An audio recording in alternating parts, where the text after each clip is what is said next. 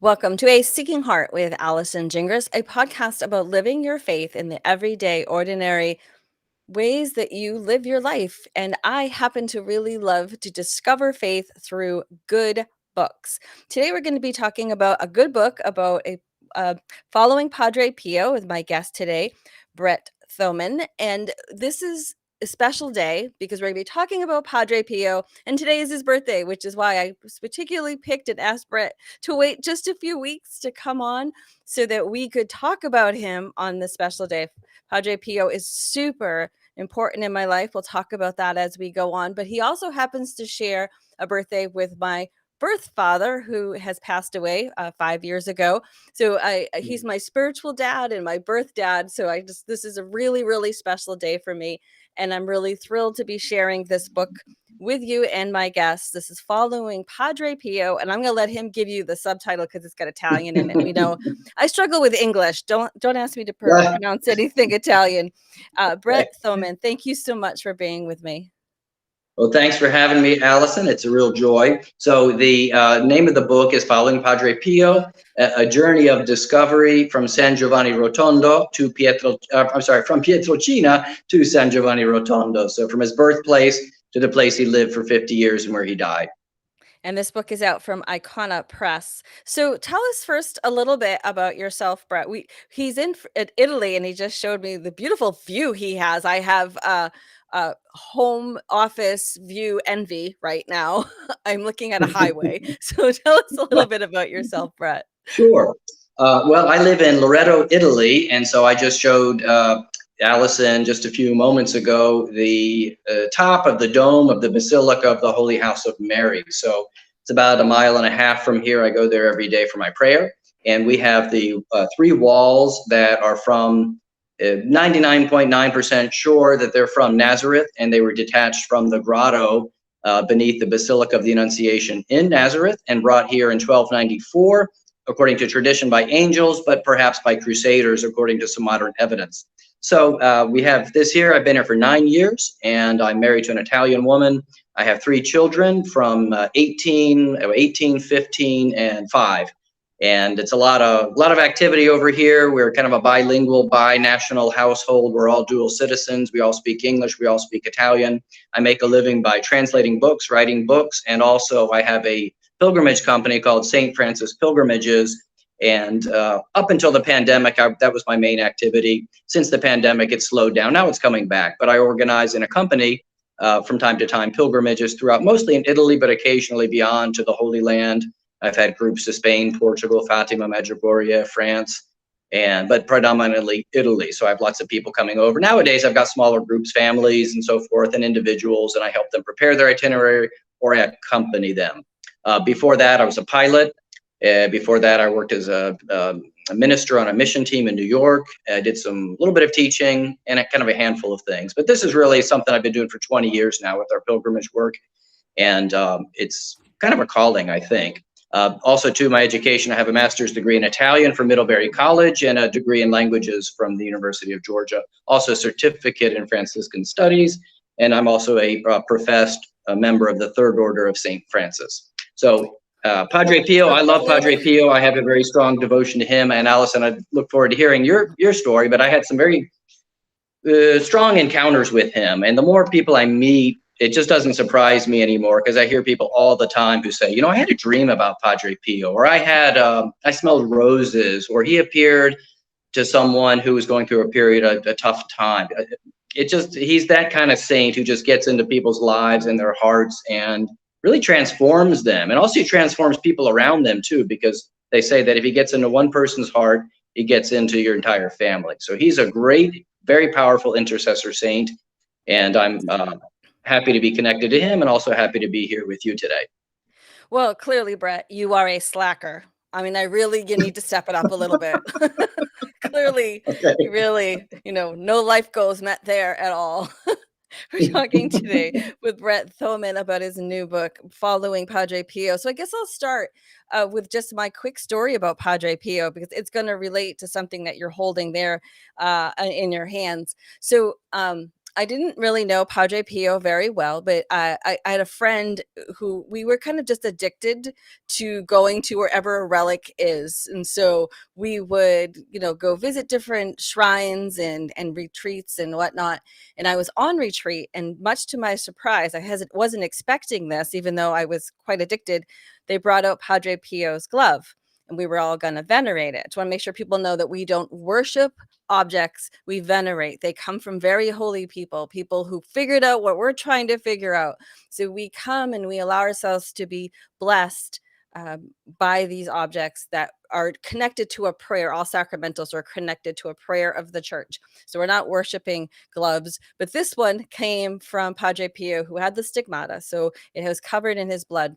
And I touched I have lots of Catholic swag, as most Catholic women do. I have a scapula and a miraculous medal and a crucifix, and I touched it to the glove. It was a very powerful, beautiful moment, and on my way I went. Few months later, I'm a Catholic speaker, and I was giving a talk to teenagers, which is always fun. It's always so easy to do that, right? To talk to teenagers about living a moral life. They love hearing that stuff. And one of the teachers came up to me afterwards, and he was an exorcist, which was fascinating in and of itself. And he said, I got to tell you something. Before we have a speaker speak, I always ask Padre Pio to be with them. He goes, the weirdest thing happened, and I'm hoping you can explain it. He said, I went to pray, and I already felt his presence all around you. Why would that be? And I said, oh my goodness, that's so crazy. And I told him about the miraculous medal touching his relic, and I was like, oh, I've always felt his presence since that day, but this was affirmation. But it gets better. After that, I went and I was finished my talk, and I came back, and the man said, okay, now you're going to think I'm really crazy, but Padre Pio wants you to ask to be his spiritual child. And I had never heard of this concept before, that he invited people to be his spiritual children, and what great care he takes of them. In fact, saying that he wouldn't enter heaven until all his spiritual children entered there with him.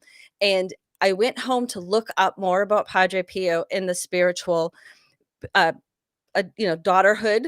And that's when I realized he and my father shared the same birthday. Well, what this man didn't know is that I had a really tough relationship with my dad, and we were reconciled in the end after a very long illness of his. But at that time, we were not, and it was just such an overwhelming acknowledgement to me that heaven is real, that veil between heaven and earth is super thin, and that we are not pilgrims on this journey on this earth alone, that we are so covered in love from heaven. So that is my story, and that's probably why I get so excited about Padre Pio. And when you reached out, I made you wait, because today we had to wait till today to talk about his amazing presence here in our lives, in our world. Like he's in heaven, but he's not far away at all. So I want you to share first about your relic, and I know you've had some similar powerful experiences with him yourself.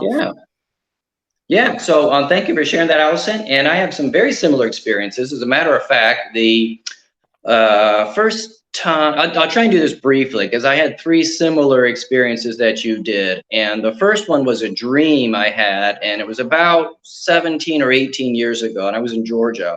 And Padre Pio, and this, by the way, I tell these 3 stories in the back of my book. I kind of saved it for the afterwards. I didn't want to sort of lead with this because they're personal. And when I wrote the book, I really hadn't shared about it with too many people, but now I am, just because the more I share, the more I hear other people with their Padre Pio stories, and I kind of feel like mine are really not that special, because he was just so powerful. So the first one, I was kind of like you. I knew who he was because my wife is from southern Italy, in Puglia, the region of Puglia, and we had been to San Giovanni Rotondo years ago, and I knew a little bit about Padre Pio and the stigmata and the things about him, but I didn't know too much about him. And I maybe was a little skeptical about it. I was a convert. I came into the church in 1996, discovered Padre Pio shortly thereafter. But anyway, my dream, he appeared to me as I was sleeping, and I kind of woke up, and he was sort of standing there, and he said, I didn't hear it verbally, I kind of heard it interiorly. He said, I would like to touch your hand. So I was sleeping on my right side, so I held up my left hand, and he said, no, not that hand, the right hand. And I kind of rolled over a little bit and held up my right hand, and then he disappeared.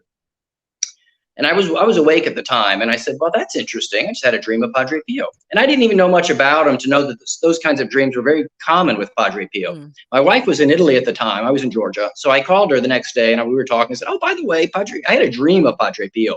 That's how I said it. I said I had a dream of Padre Pio. But now I know a lot more about him. And looking back, it was not a dream. It's called a nocturnal visitation. And dreams are subjective. Dreams are things that are thoughts or processing, firing around in our minds, and it's at the subconscious level, and there's neurons, and it's something physical that happens internally. A nocturnal visitation is something that happens objectively. The Holy Spirit, God, Jesus, touches us in a certain way through a saint. He uses saints, not Padre Pio. He's the intercessor. It's always God coming through Padre Pio. So it was an objective experience. He was actually there in his spirit, but objectively, it was an objective spirit. It wasn't there physically, but it was not something happened internally. It was something externally. But I didn't know that at the time. It was just some kind of a curiosity. To me, it was a dream. Beautiful. And then a relic. A number of years ago, at my home parish in Georgia, a priest named Father Carlos Martins has a collection of relics, first-class relics, called the Treasures of the Church. He came to my parish. And he gave a talk, and he talked about the saints, and he talked about what you did. You know, we don't worship relics. We don't worship gloves. We venerate them. He told that very clearly. And he said, you know, now, and he also said that as Catholics, we believe in guardian angels, but he said, I believe we have guardian saints. And he told a story about Saint Maria Goretti, which is he believes is his guardian saint. And he said, you might have guardian saints too. So go out into the reliquary hall and take a saint, maybe someone you know of, that you maybe know a little bit about or feel called to. Take that relic and touch it to your heart. Pick it up and touch it to your heart. So I'm a third order Franciscan. I went straight to St. Francis. I picked a relic up. I touch it to my heart. I wear a tau, a Franciscan tau. And there was a relic. I touched it to my heart, and I kind of waited. Didn't really feel much. Next to St. Francis, there was a relic of St. Clare. I took that relic and touched it to my heart. I actually felt something a little bit with St. Clare, but just kind of... Then I saw Padre Pio, and I said, oh, that guy. That was the one who came to me in the dream. I took the relic. I don't know if it was a bone relic. I don't know what it was. I took it and I touched it to my heart, and I felt a jolt, a physical, almost electric-like powerful punch to my midsection. It didn't feel bad or necessarily good. It wasn't pleasurable. It was just a strong, powerful sensation. I pulled it away. I said, whoa. And I said, oh, maybe that's what Father Carlos was talking about. So I did it again. I touched it again and felt it again. And so I put it away, and I said, wow, I thought I would have this experience with St. Francis, and it turns out with Padre Pio. So third time, this was a couple of years ago, and I was in San Giovanni Rotondo. I was meeting one of the last living spiritual sons of Padre Pio. And we were meeting at 11 o'clock Mass. I got there early, about 10:30, to the ancient church. And I was sitting there. There was nobody there. It was in February or March, and it was the off season. It was kind of cold. As I was sitting there praying, I was next to the women's confessional in the rear of the old church. And all of a sudden, I'd been there for about 10 minutes. There was nobody else there. All of a sudden, I was inundated with the sense of rose fragrance. It was just like somebody was standing in front of me, pumping this kind of spray of rose smelling perfume. I said, whoa. It lasted for a few moments. Then it kind of went away. Then Adolfo came, and we went into the church, the newer church, and there was Mass at 11 o'clock. And he got there right at Mass, the time it was beginning. I didn't have time to tell him about the rose. And we went in, Mass started, and then just during the liturgy of the Eucharist, when the priest held up the Holy Host, I smelled it again. It just came over me. And it was so strong. And I leaned over to Adolfo, and I said, Adolfo, his wife was sitting behind us with a friend. I said, is your wife or her friend wearing rose-scented perfume? And he said, no. And I said, do you smell perfume? Do you smell rose fragrance? And he smiled, and he said, Brett, this is a gift. This is a gift from Padre Pio for you. It's not for me. Wow. I've had that in the past. It's not for me. It's for you. So that was the third kind of capstone of the experience that I realized Padre Pio was, like you said, he was my spiritual father. I was born in 1972, 6 years after he died. I didn't have the opportunity to ask him personally, physically, to be my spiritual father. But I believe he is my spiritual father, just like you. I consider myself a spiritual son. And he's just been lots of blessings. Your father was born on his birthday, and my mother died on his feast day. about Oh two my years, 2.5 years. goodness. What a And I really asked Padre Pio to accompany my mother during this time where she was sick. mm, And about 1:30 in the morning, her time, and she was in Georgia, 1:30 in the morning, her time, on the September 23rd when she passed away. So I believe he accompanied her. And so I have a very strong devotion to Padre Pio with all of that. And so this book just kind of came out of that. It was very natural.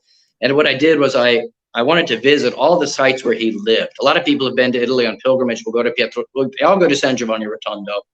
Some go to Pietrelcina, but there's about 10 sites in between. And these are sites that he lived at, in some cases for about a year, where he did his novitiate in a place called Morcone, another place called Santa Lia in Pianesi. He was there for 3 years studying. A couple of these places, he was there for a few days or a few months. But I made it, this is my goal. I'm going to go to all 10 sites in his province. So I visited them, and that became my book. So what I do in my book is I talk about his life. And there's a lot of books on his life, but I take yes. the life, and then I interweave the places where he lived during that portion of his life and kind of accompany it with my personal experience going to these places. So I'm in the book, my personal experience. I use the first person plural, the we, because I'm kind of accompanying people to these places. And so it's his life, and it's also a personal accompanied pilgrimage kind of experience to the places he lived. So it was a beautiful time. I went there for about a week and wrote it about a month afterwards. And so I did it in October of last year. So it all happened this last fall and early winter. Which is really cool. Like, what I loved about it, first of all, I'm going to give away my age and say one of the things I think is really cool is that I shared the earth with Padre Pio for only a few months, because he died in 1968, which again gives away 68. how I old said 66, right? 68. Yeah. 68. Yes. Yeah. So I was born in July and he passed away in September, but I love the fact that we shared the earth for just a little while. What I Yes. liked about your book, Following Padre Pio, again from Icona Press, I'll have the links for it so everybody can get a copy of it, check it out, is that I would love someday to go to Italy. Everybody's got a bucket list. I would love to go on pilgrimage, but the chances are not very good that this is going to happen. And if it does, I might not make it to all 10 places. What I loved about your book, Brett, is that I felt like I was on pilgrimage. I took this pilgrimage, from my home where I could reflect, because pilgrimage is different than a trip. It's different than a vacation. It is a spiritual experience. It is a time of reflection, of growing closer to God through your experience. And I feel like that's what Following Padre Pio, your new book, did for me. So I think that's something that people should understand about, like you said, there's lots of books on Padre Pio's life. And maybe people might think, oh, it's his experience, it wouldn't be mine. But that is, and you use that and it does become your experience, because we get to travel these beautiful places and experience Padre Pio's spirituality from our homes, from our adoration chapels, from wherever we are. And I think that's the beauty of the written word, and being able to experience things through other people's experiences. That's really great English I got going there, but I think I made my point. Well, thank you. Yeah, it was. I have been accompanying groups here for almost 20 years. And so I kind of had pilgrims in mind when I was writing it, and sort of what their experience might be, and trying to kind of reflect on how they tend to see things. And also for me, with the exception of Pietrelcina and San Giovanni, and I also went to Monte Sant'Angelo, which is close to Padre Pio, so San Giovanni. With the exception of those 3 sites, I'd never been to these other places before, so I was really seeing them for the first time as well. So it was a new experience for me also. So as we finish up our time, was there any particular experience that was just unexpected? And I'm sure there was lots of them, but just one that maybe you'd like to share with our listeners. Yeah. The most powerful experience was one that I thought was going to be one of the least important experiences, because it was a little place in a kind of a nondescript town south of Pietrelcina, kind of southeast, and it was called Gesualdo. He was only there for a few months. It just wasn't that important. So, but I wanted to go to all 10 places, so I said, I'm going to go there. So it was raining when I got there. I said, I'm just going to kind of hit and run, maybe take a few photographs, look at the church, and leave. So I rang the bell. And about 30 seconds later, an elderly voice answers, "See, And so I explained who I was, what I was doing. He said, come on in, or I'll be right there. Opens up, elderly Capuchin friar. He was there by himself. So we started talking. I told him what I was doing. He said, oh, that's really interesting. He said, okay, come on in, I'll show you around. So he brings me into the cloister. We start walking around. He goes and shows me the courtyard, the black and white photographs on the wall. Padre Pio was all over the place. And he shows me one, there's all these young friars of the 1960s. It's in black and white. He points them all out and he tells me who they all are. They were all his companions, his students that they were all studying together. And then he points out himself, a young friar in the middle. He was right next to Padre Pio. I said, wow. I said, did you have the opportunity maybe to confess to Padre Pio? And he said, confess to him. He goes, I was with him when he died. I said, really? What? I said, whoa. So I said, I said, no kidding. So then he like kind of moves on, like it's just saying, yeah, my uncle was, I don't know, he was a CEO at Delta and, whatever, just talking like it's kind of normal. And then he was just telling me and showing me around. So I kept trying to go back to this. Tell me about Padre Pio. Tell me more. Yeah. So he had the summers off when he was studying and they could go wherever they wanted in the province. So he went back to San Giovanni Rotondo and he said, yeah, then he got sick. I was there for about a month. Then he got sick and then he died. He said that morning I was with him when he celebrated Mass. And it was on the 22nd. It was the last day he celebrated Mass. And he said, as a matter of fact, when he washed his hands in the lavabo, the Tridentine Mass, the priest would wash their hands before. And he said some of the scab flaked off. And he said, I put it in a little repository, and I kept it. He said, I've got it upstairs in my studio. And I said, really? I said, I'd like to see it. He goes, well, I don't have too much left. He said, there's really just a flake left because over the years I've given a lot away. Wow. And he said there was some Spanish friends about 6 months ago, and I gave half to them. I was thinking, wow, really? I wanted that last piece of scab, but that's not how it worked out. So we did the tour, showed me around, and he was ready to say bye. And he's in his 80s now, this friar. And so he's kind of forgetful. And I said, what about your office, your studio? He said, oh, yeah, come on up. So he takes me into this room. And it was kind of cluttered, like what you would expect with an 85-year-old friar. And he goes through boxes and shelves and drawers and loads up his desk with all this memorabilia, black and white photographs, news articles, magazines. He started showing pictures of himself. And so he got a bag and just starts filling it up with things. As a matter of fact, it's right here. It's right here. So he fills up this plastic bag with all these things, prayer cards, they've been touched to his tomb and all, third-class relics here, magazines. So he just gives it to me. But then I said, look, what about the scab relic? And he said, oh, yeah. He goes, where did I put that? So he finally goes to the drawer, pulls it, and it was like a little plastic piece of kind of wrap. And he goes, hold it up to the light. You could barely see it. I mean, it's the size of like a hole punch, tiny. And I said, oh, yeah, I can barely see it.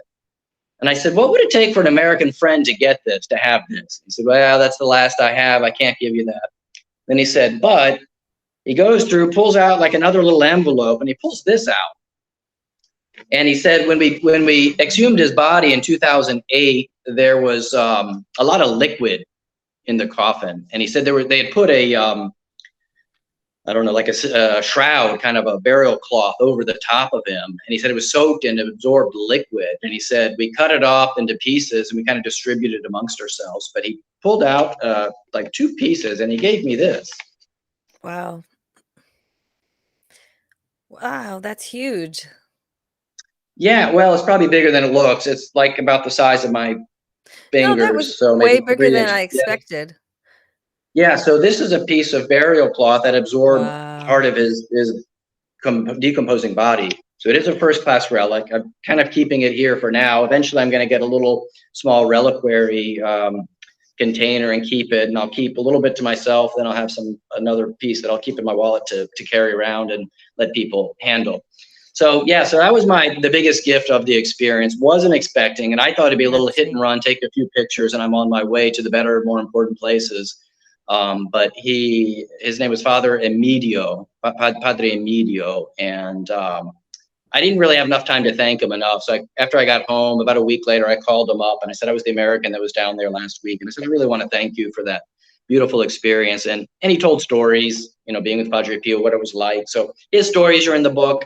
other Mhm. stories, other people, and everybody knew him down there. Everybody knows him down there, especially the older friars. Everybody has a Padre Pio encounter down there, and they all speak of him as sort of a distant uncle or somebody that is just part of the family. So it was a beautiful experience and a wonderful book. And I appreciate you having me on the show to give me the opportunity to talk about it. My pleasure, and I appreciate you being patient so that we could do this again on Padre Pio's birthday. How can people find out more about your pilgrimages, find out more about Oh, following Padre Pio, your new yeah. book? So the best way to get the book is through Amazon. It's an ebook format and paperback, and also there's a hardback version. It's kind of expensive, but the ebook is in the paperback are pretty reasonable. So you can put my name, Brett Thoman, or following Padre Pio, and it'll pop up. And then I've got about a dozen or so other titles, translations, and books on Amazon. And then my pilgrimage company is stfrancispilgrimages.com.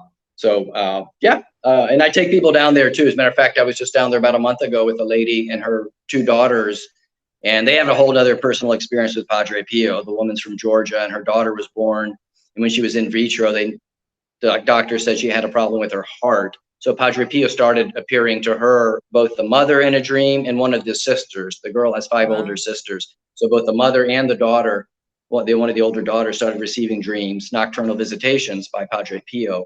And I really got to see how he intervened in this woman's and this family's life, because it wasn't like an instantaneous healing. You know, a lot of times we'll go to Lourdes or even Loretto or Padre Pio, the great saints, and we'll say, "God, please heal me of this." You know, a lot of times we want a total, perfect, clean healing immediately, never comes back. That's not what most people get. But she got a long-term grace. He appeared over time to her. And what I was saying was I had some experience with Padre Pio, but this woman smells roses and she smells them frequently. Wow. And so he intervenes in lots of people's lives in different ways. So anyway, I go down there from time to time to Padre Pio and take people down there, and then also to other places here in central Italy, Loretto, Assisi, and Rome, and so forth. Well, I hope today we're going to be adding to his spiritual childrenhood family, because he's just such an incredible saint. Again, to say that he wouldn't enter heaven, of course, we know that doesn't happen, but to say that he wouldn't enter heaven until he had all his spiritual children with him, just I think shows the heart of how much he loved people and how much he loved and wants to see souls be saved. And he is a very powerful intercessor. So again, thank you so much for following Padre Pio. I can't recommend it enough. I'll have the links to all the things we talked about today. Brett Thoman, thank you so much for this amazing way to start my day on Padre Pio's Good. birthday. Well, thank you for having me, and it's been a real pleasure. And just tonight in our prayer, we'll just go to Padre Pio and ask him to continue to intercede for us and all your listeners. And we go to God, go to Christ. We turn to God in prayer. He answers all prayers in many ways that we really don't even understand, but He will answer and does answer all prayers, and He uses lots of different means and tools to do that. Amen to that. Thank you again. You have been Thank listening you. to a Seeking Heart with